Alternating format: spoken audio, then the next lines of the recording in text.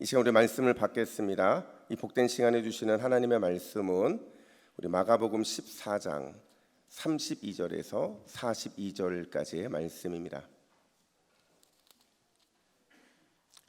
신약성경 80면 마가복음 14장 32절에서 42절까지의 말씀, 오늘 겟세마네 기도라는 제목으로 말씀을 받겠습니다. 우리 32절부터 42절까지 화면을 보시고 함께 교독해 읽겠습니다.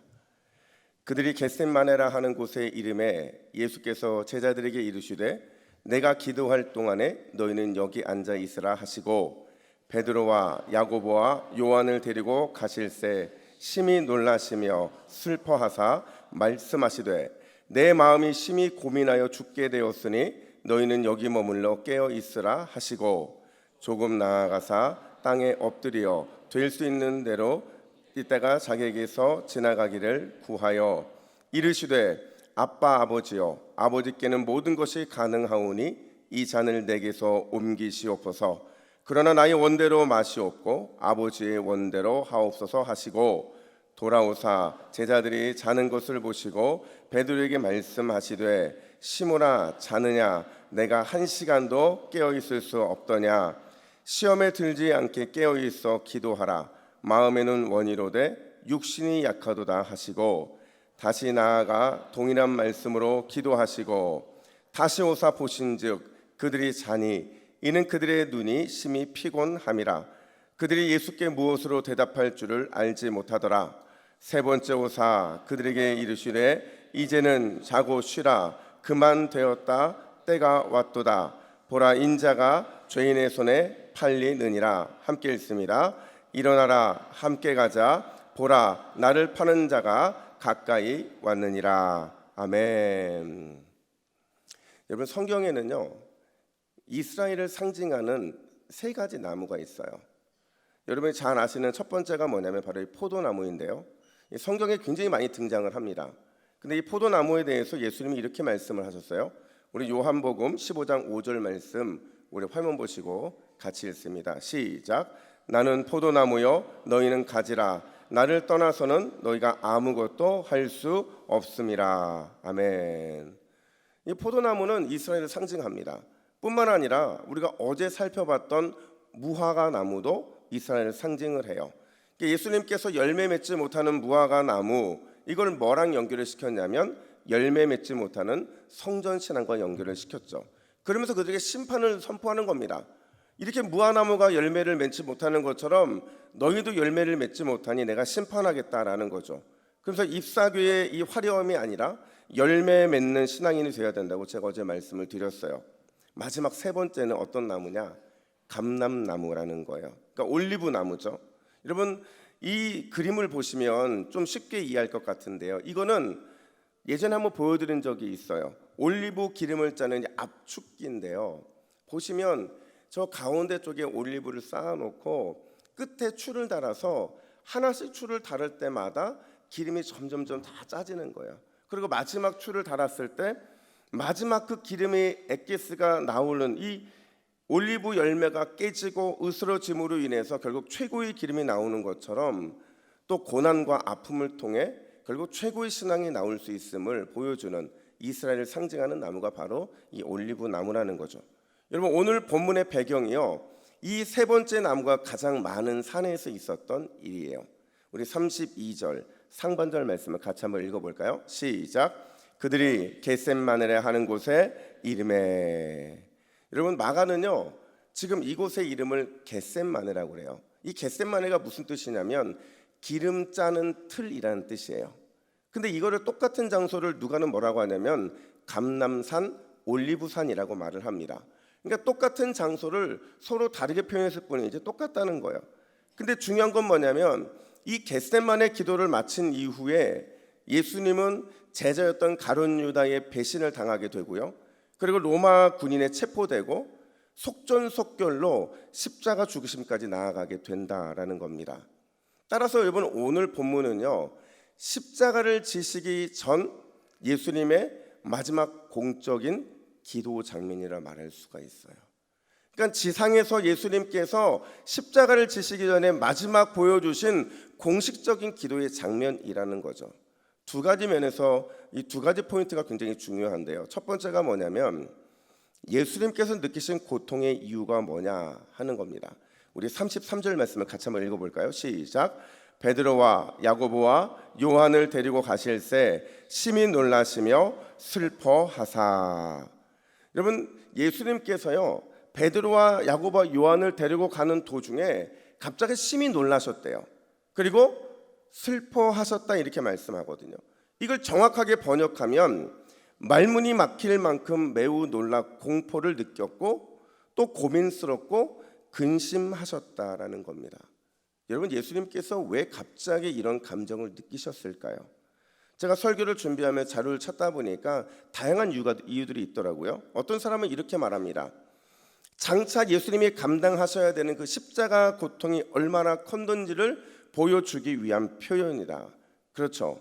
예수님은 죄 없으신 분이신데 인간의 죄를 대신 짊어지셔야 했기 때문에 느끼는 그 고통이 있었다라는 거죠. 또 어떤 사람은 이렇게 말합니다. 수많은 사람의 환호 속에서 예루살렘에 입성하셨잖아요. 근데 가장 결정적인 바로 오늘 이 순간에는 믿을 수 있는 사람이 셋밖에 없었기 때문에 그래서 속상함의 표현을 하고 있는 것이다 이렇게 말을 합니다. 여러분, 완전한 사람이셨던 예수님도 또 힘과 위로를 주는 그런 친구가 필요했을 거예요. 그런데 여러분, 이 두 가지 사실보다 더 근본적인 이유가 있어요. 더 근본적으로 심히 놀라고 심히 슬퍼할 수 있는 이유가 있더라는 거죠. 그게 뭐냐? 우리 36절 말씀 우리 같이 읽습니다. 시작.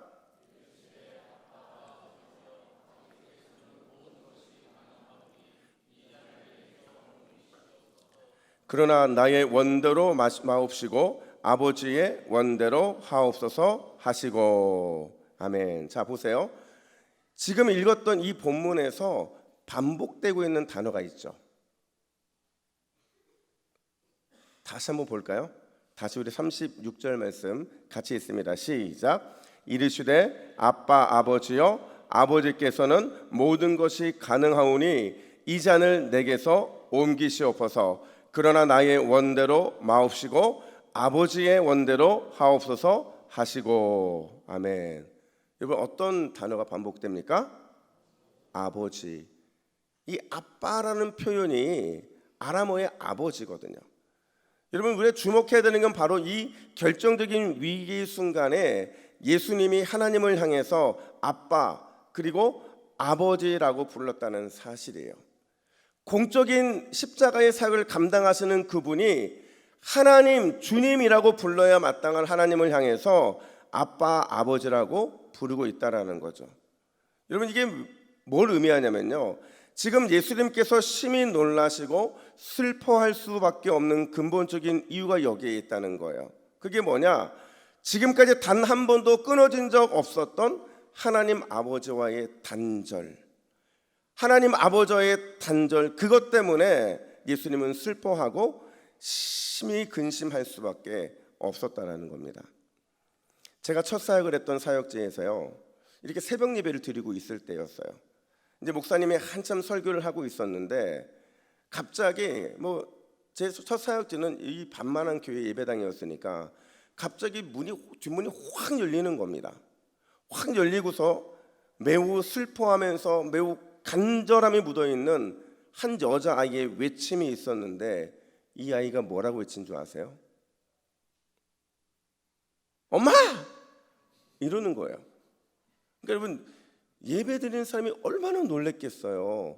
한 4살 혹은 5살밖에 안 된 애가 그 새벽에 목사님 설교하고 있는데 문을 확 열더니 엄마! 이렇게 외치는데 성도도 다 깜짝 놀래고 심지어 설교에서도 목사님도 깜짝 놀라신 거예요. 그 설교가 한 10초 정도 멈춰 있었는데 그 소리 들으니까 엄마가 뛰어나가는 거죠. 그 엄마가 피아노 반주하고 있었는데 뛰쳐나가서 아래를 안고 막 가는데 엄마 품에 안긴 애가 막 울리면서 뭐라고 또 소리를 외친 줄 아세요? 이게 본다까지 다 들리는 거예요. 뭐라고 외쳤냐면 왜 옆에 없어? 얼마나 불렀는데? 이러면서 막 엄마는 따지면서 우는 거죠. 여러분, 사실 이 집사님 집이요, 교회에서 300m 떨어진 곳이에요. 300m 떨어진 그 이 거리일 뿐만 아니라 횡단보도가 있는 찾길을 건너야 되는 거리인 거죠. 이 아이가 몇 살이라고 그랬어요? 4살 혹은 5살밖에 안 된 아이였어요. 깨어나 보니까 엄마가 없는 거예요. 엄마가 새벽 반주하러 오고 나니까 이 아이가 무서웠던 겁니다. 아무리 찾아도 없으니까 습관적으로 엄마랑 함께 왔던 그 거리를 향해 온 거예요. 그리고는 교회에 와서 횡단보도를 건너서 교회에 와서는 문을 열고 엄마를 찾았던 거죠. 그만큼 그 엄마에 대한 간절함이 그에게 있었던 거죠. 한 번도 떨어진 적 없었던 엄마가 갑자기 새벽에 없으니까 얼마나 놀랐겠냐는 거죠. 바로 그거라는 거예요. 여러분, 예수님은요, 하나님 아버지와의 단절이 너무나도 고통스러웠다는 거죠. 아니, 더 엄밀하게 말해서 우리 죄를 위해서 대신 십자가 지셔야 하는 아들을 향한 아버지 하나님, 그분의 등 돌리심, 그 사랑 많으신 아버지의 외면, 그게 예수님에게는 너무도 큰 고통이었다라는 겁니다. 그래서 기도하러 가는 도중에 매우 놀랍고 고민하고 근심하실 수밖에 없었다라는 거예요. 여러분, 예수님의 이 장면이 오늘 우리에게 뭘 묻고 있냐면요, 이걸 묻고 있는 거예요.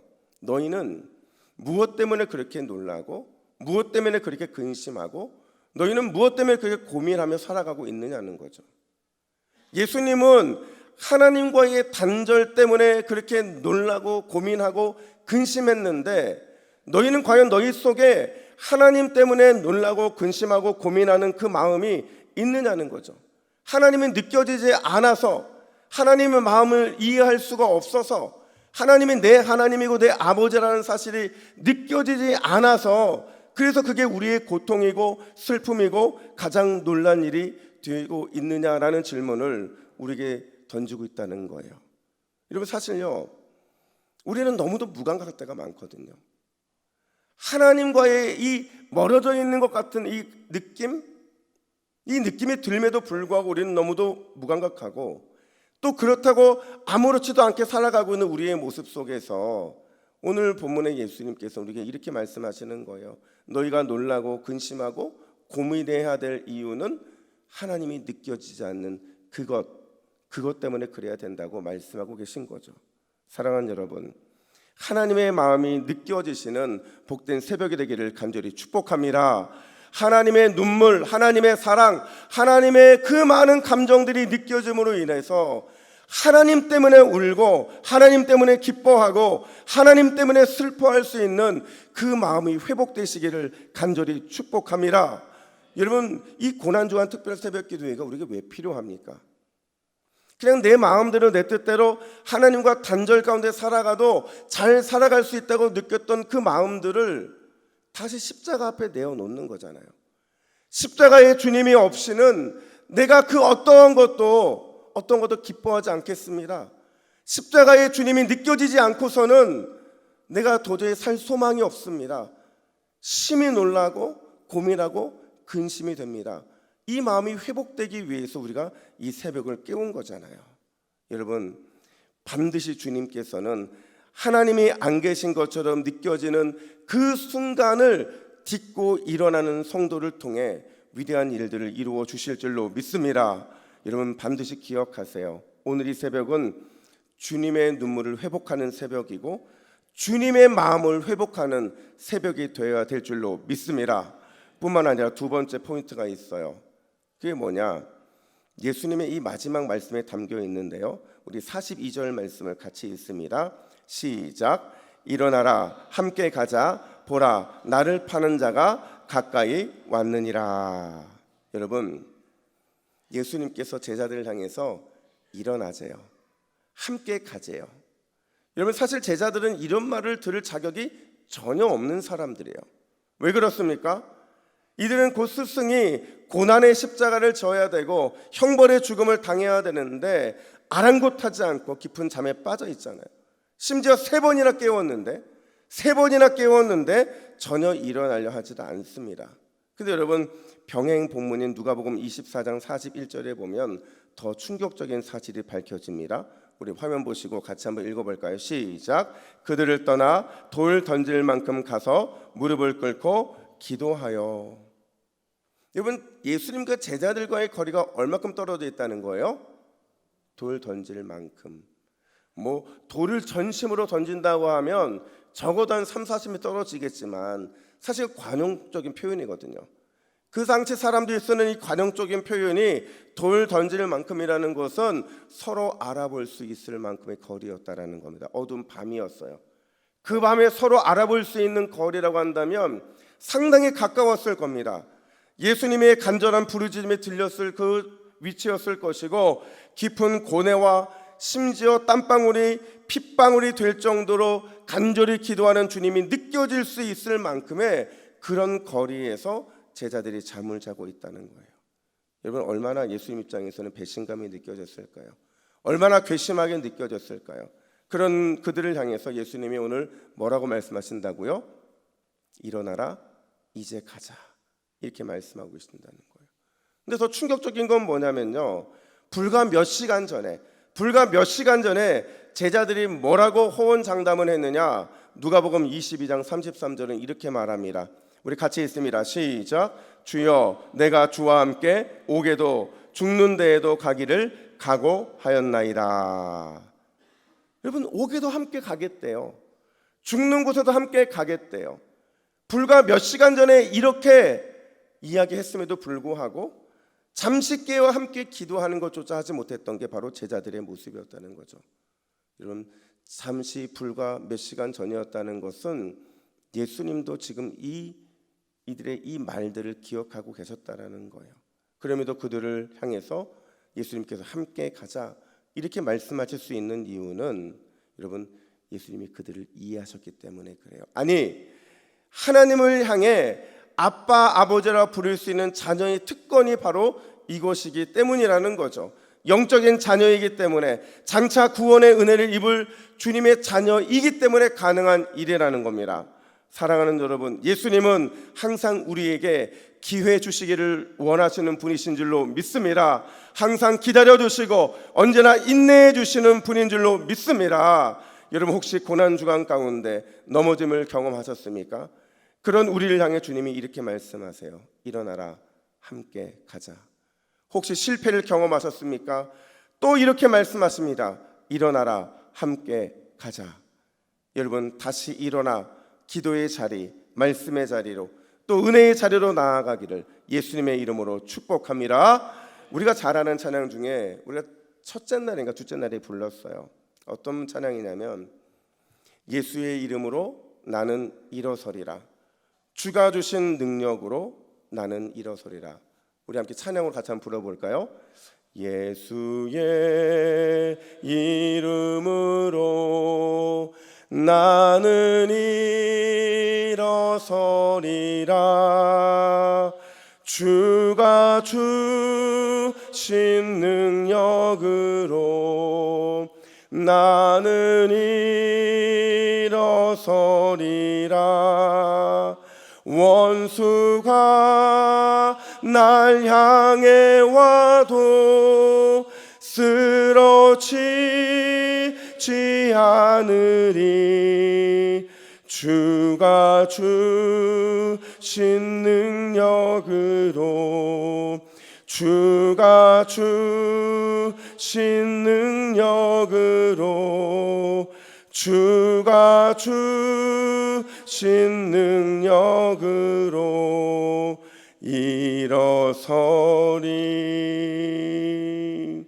아멘. 사랑하는 여러분, 하나님을 느끼지 못하는 단절의 고통에서 이 새벽에 일어나시기를 간절히 축복합니다.